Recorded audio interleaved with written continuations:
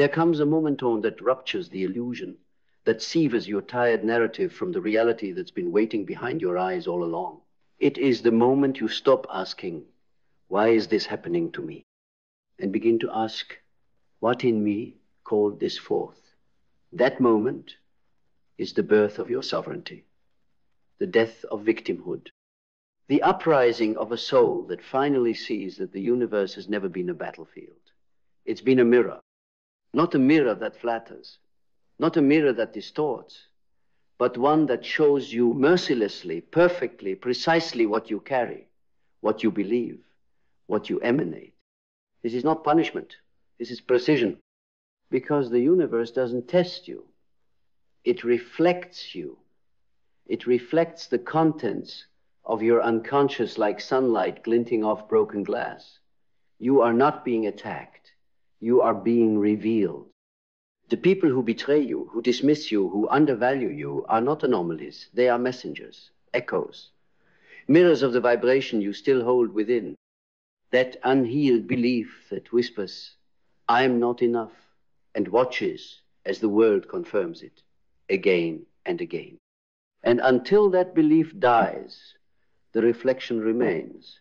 The scene changes, the cast changes, the costumes shift, but the script repeats. You change jobs, lovers, cities, only to find yourself back at the same point on the wheel, wondering why your story always circles the same wound. But it is not the world that is cruel, it is your unconscious that is loud. Jung called this the shadow, the unacknowledged parts of ourselves that leak into our reality, not because we are cursed, but because we are blind. You are not being punished by life. You are being made conscious. And everything you hate about your external world is an invitation to see what still hides in your internal one. The narcissist, who exploits your kindness, a reflection of the part of you that still believes love must be earned through suffering, the boss who never sees your worth, a mirror to the belief that value is something others grant you, not something you possess inherently, the friend who gossips behind your back, a consequence of your need to be liked, to be chosen, no matter the cost. The universe doesn't test you to prove your strength. It mirrors you so you can finally see what you're carrying. And once you see it, you can choose. You can stop performing for ghosts. Stop trying to fix people who mirror your childhood wounds. Stop begging mirrors to change their reflection while refusing to clean the glass from within.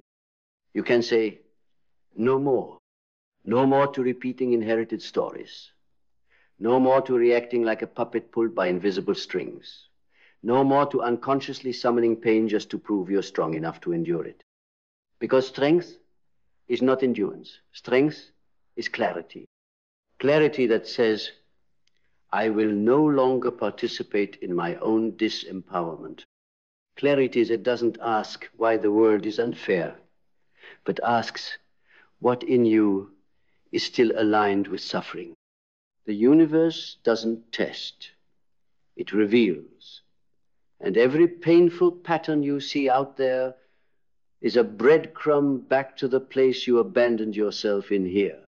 This is not meant to shame you. This is meant to awaken you. You are never meant to walk blind through your own life, bumping into the same lessons dressed in different disguises. You are meant to wake up, to realize that the universe is not a judge, it's a stage, a projector, a screen playing your subconscious like a film, hoping you'll finally sit up, squint at the plot and say, wait, I've seen this before. Because you have. And you will until you change the real. And that change, it doesn't begin with revenge. It doesn't begin with fixing others.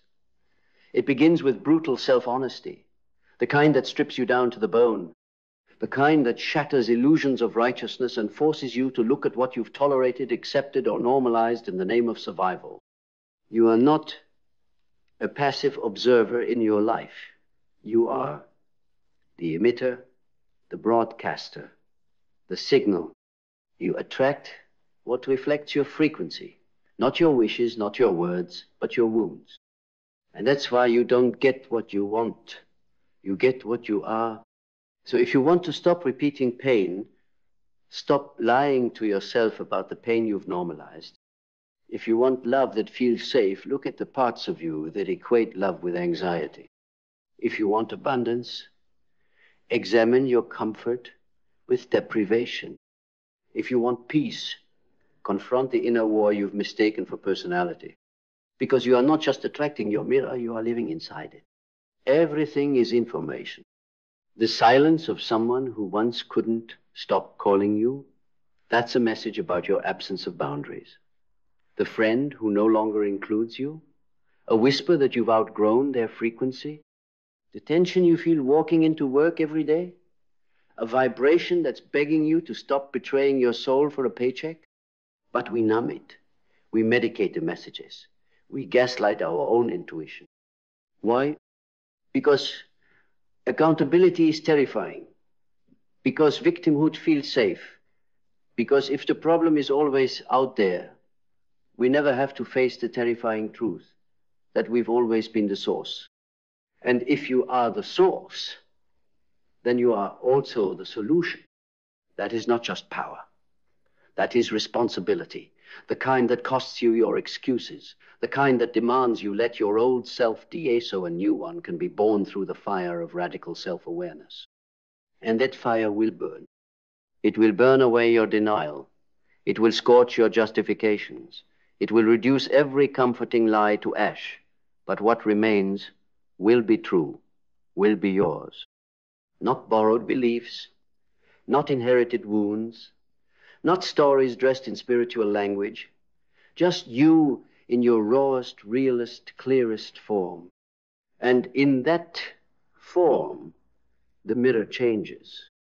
Not because the universe gave you a break, but because you finally broke the loop. The people in your life will change. The patterns will dissolve. Not overnight, but inevitably. Because the external cannot help but respond to the internal. It is law. As within, so without. You no longer have to fear life testing you. Life doesn't test. Life reveals. And what it reveals is what you're ready to see. If you're tired of pain, stop ignoring its message. If you're tired of chaos, stop clinging to the identity it props up. If you're tired of being unseen, stop abandoning yourself and calling it humility. The mirror does not lie, but it also does not define you. You can change the image. You can shift the frequency. You can rise, not through force, but through understanding. Because transformation is not about becoming something new. It's about remembering who you were before the world told you what to be. It's about reclaiming the parts of you that hid to survive. It's about meeting your reflection not with judgment, but with curiosity. Not with shame, but with sovereignty. And saying finally, I see you and I choose differently. Because that's all it takes to change your life. Not luck, not permission, not more suffering. Just a choice to meet the mirror with eyes wide open. The moment you make that choice, truly make it not with your lips but with your life, you feel the entire architecture of your inner world begin to rearrange. Not with fireworks, not with fanfare, but with a deep, quiet collapse, a tectonic shift beneath the surface of your being. The false scaffolding begins to fall. The roles you've played start to rot in your hands. The scripts you've memorized for approval and safety turn to dust in your mouth. You become naked, terrifyingly so. But that nakedness is your liberation. Because only when everything external is stripped away do you meet yourself unmasked. And when you meet yourself without distortion, you stop seeking validation from mirrors that were never clean to begin with.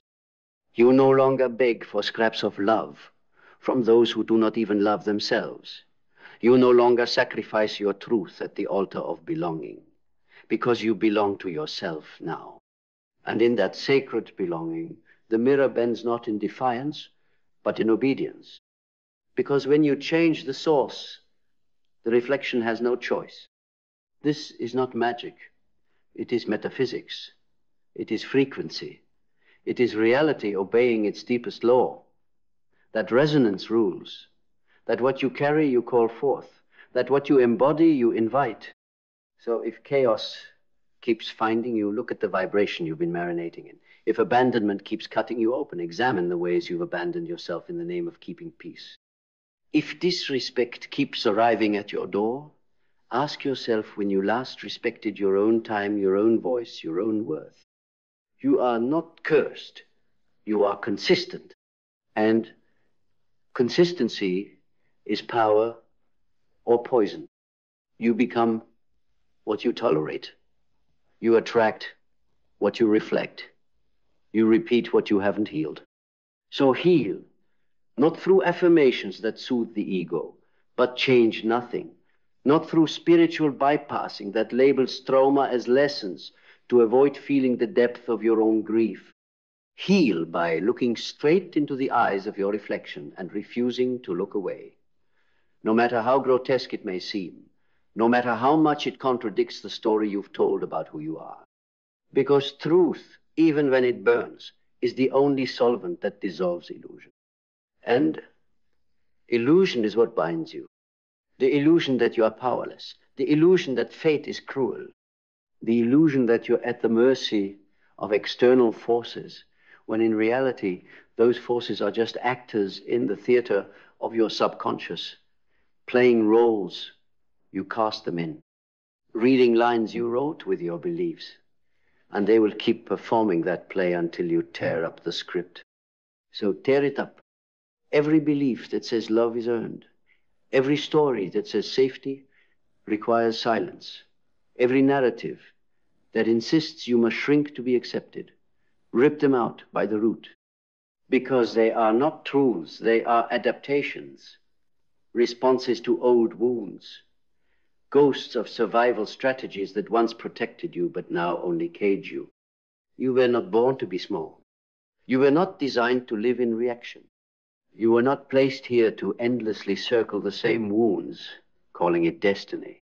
You were meant to evolve, to awaken, to rise not by conquering the world, but by ceasing to be conquered by your own unconscious. And when you down, you stop projecting your power outward and start reclaiming it inward. The mirror shatters, not into chaos, but into clarity. Because the word no longer needs to scream what your soul already whispers. The universe doesn't need to mirror your abandonment because you've returned home to yourself. It doesn't need to reflect betrayal because you've stopped betraying your inner knowing.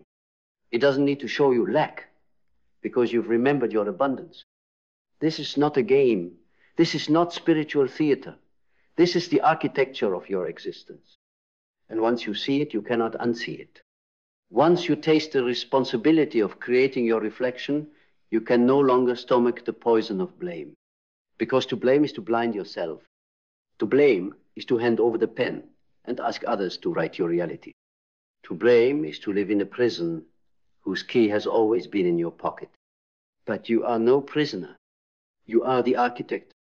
And the architecture is already changing. Slowly, silently, cell by cell, thought by thought, frequency by frequency. You are becoming something else. Not someone else, but something truer, something cleaner, something so aligned. The universe no longer has to yell to get your attention. It simply whispers, and you move. Because your inner world is no longer chaotic noise, it is tuned. It is coherent. It is honest. And in honesty, there is peace. Not comfort, not safety, but peace the kind that says, I know who I am, and I no longer need the world to confirm it. Because I am no longer at war with myself. And when that war ends, the mirror softens. The people who once triggered you now pass like shadows. The games that once enticed you now bore you. The chaos that once seduced you now repels you. Not because the world changed, but because you did. You are no longer resonant with a reflection of your old self. And that is the real miracle. Not that the universe suddenly became kind, but that you stopped needing it to be anything other than what it is. Because you've remembered what you are, the signal, the source, the creator of the reflection. And once you remember that, the world bends, not out of pity, not out of favoritism, but out of law, as within, so without. So now, the question is no longer, why is life doing this to me? The question is, what am I still unwilling to learn? Because every obstacle, every delay, every difficult person you meet is not a punishment, but a professor. And the classroom is your life. Some people spend decades praying for their circumstances to change while fiercely protecting the exact mindset that created them. They beg for expansion with a consciousness that fears anything unfamiliar. But you cannot grow inside a worldview that was built to keep you safe, small, and unseen.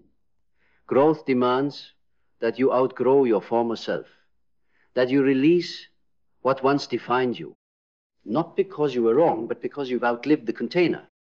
And to stay in it is to suffocate. So let the container crack. Let your old self fall apart. Let the beliefs you inherited from fear, culture, trauma, and broken people dissolve into nothing. Because only when you empty the vessel can something new be poured into you. To learn is to die a little. It is to admit, I was wrong. It is to declare, I do not know. It is to kneel before mystery and say, teach me.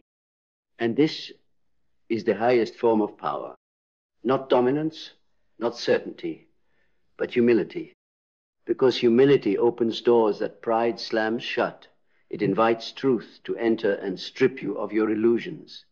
It lets the light in. It lets reality in. And reality is never your enemy. It is your mirror, your mentor, your mirror again.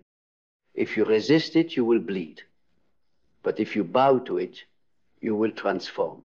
So begin to learn, not just with your intellect, but with your life. Let your patterns teach you what you refuse to see. Let your failures teach you what you were never taught. Let your heartbreaks teach you what love never was. And let every repetition show you where you still resist the lesson, because the lesson will return until it is learned. Not because life is cruel, but because life is precise. It does not give you what you want. It gives you what you are ready for. And readiness is not a feeling, it is a frequency. One that you tune into through awareness, humility, and the relentless decision to evolve. The world you see is filtered through the eyes you wear. And if your eyes are covered in wounds, everything will look like a threat. So heal your eyes. Expand your vision. Refuse to be a slave to the same stories, the same identities, the same limitations that kept your parents, your teachers, your society trapped in cages of survival. You were not born for that. You were born to be a bridge between what was and what's possible, between unconscious repetition and awakened creation. But to be that bridge, you must first burn your attachment to comfort. You must welcome the unfamiliar, not as a threat, but as a portal. Every new perspective is a key. Every truth that contradicts your old beliefs is a door. And if you are wise, you will stop asking whether it feels good and start asking whether it's real. Because reality is not here to flatter you. It's here to wake you up. You don't need more validation. You need more vision. Vision that sees beyond the walls of your upbringing. Vision that scans the horizon of possibility and asks, what else is true? Vision that challenges your deepest assumptions and says, maybe I was wrong about myself, about love, about life. And that maybe is the birthplace of revolution. Because the moment you open to another way of seeing, the mirror shifts. The old world starts to glitch. The reflection flickers. The simulation stutters. And you glimpse just for a second what else could be true if you dared to think differently. That is the power of learning.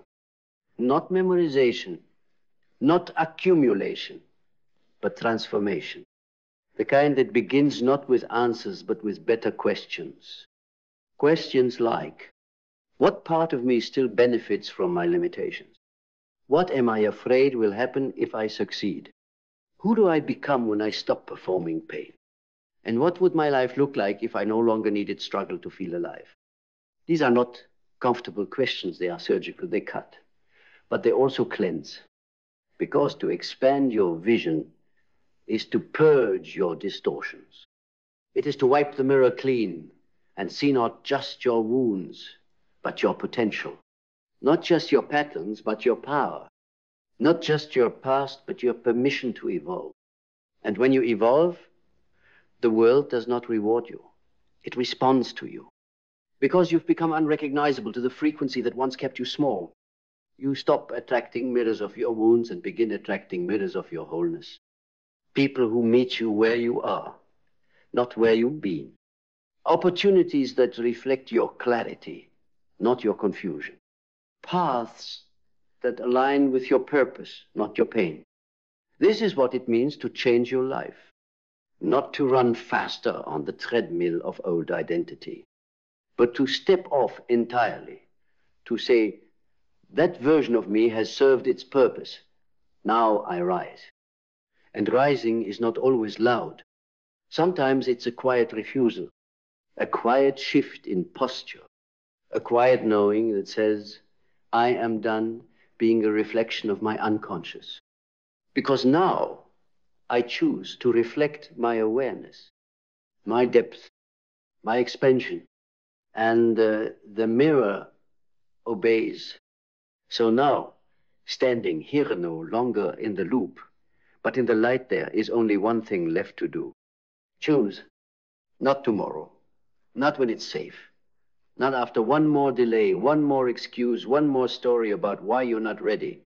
Choose now to meet the reflection not as its victim, but as its author. To stop reacting and start creating. To step beyond the prison of your past and build the inner cathedral of a mind that no longer mirrors fear, but mirrors power, peace, and unshakable clarity. Because no one is coming to save you. No miracle is coming to correct the mirror if you keep feeding it the same distorted frequency. This is your dominion. This is your canvas. This is your inheritance.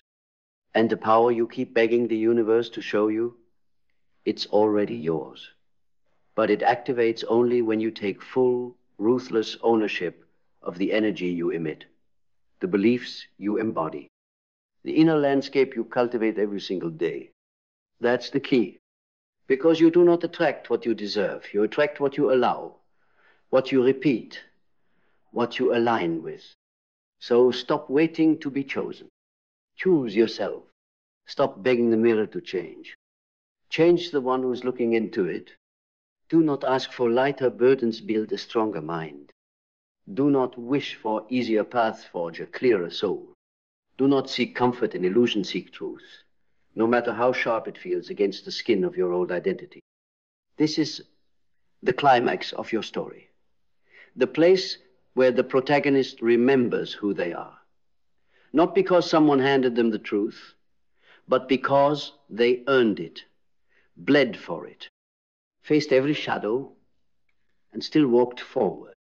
And now it's your turn to face the mirror and not flinch, to feel the sting of recognition and not retreat, to hold your reflection not with shame, but with sovereignty. Because once you own what you see, you are no longer at the mercy of what you attract. You are the signal, the sender, the frequency that bends the reality around you. You are the silent command that says, I will no longer be a match to my own suffering. I will no longer let wounds write my future. I will no longer participate in anything that insults my soul. And the universe responds not with applause, not with comfort, but with alignment. People fall away. Patterns dissolve. Paths appear where there were once only walls. Because when you become someone new, reality doesn't resist, it recalibrates. And you realize it was never testing you. It was mirroring you. And now it mirrors your truth, your wholeness, your power. So walk forward like the ground is rising to meet you. Speak like the universe is listening through every echo of your breath. Live like your inner world is the axis upon which your reality turns, because it is. And every step you take in truth is a command to the mirror. Reflect me clearly. Reflect me cleanly. Reflect me completely. And nothing less. Because the game is over. The loops are broken. The mirror is yours.